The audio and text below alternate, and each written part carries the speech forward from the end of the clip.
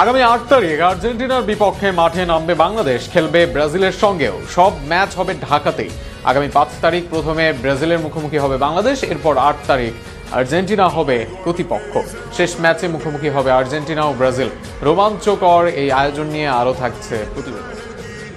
Football প্রেমীদের জন্য দারুণ এক চমক অপেক্ষা করছে ডিসেম্বরে। লাতিন আমেরিকার দুই পরাশক্তি ব্রাজিল ও আর্জেন্টিনাকে নিয়ে ঢাকায় অনুষ্ঠিত হতে যাচ্ছে আন্তর্জাতিক মানের ফুটবল উৎসব।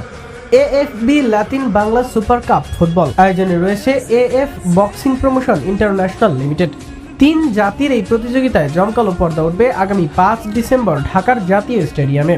টুর্নামেন্টের সূচি অনুযায়ী 5 তারিখ বাংলাদেশ মুখোমুখি হবে লাতিন জায়ান্ট ব্রাজিলের।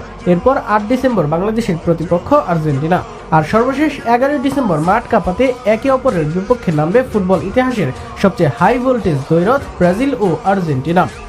3টি ম্যাচই অনুষ্ঠিত হবে ঢাকাতেই, যা দেশের ফুটবল প্রেমীদের জন্য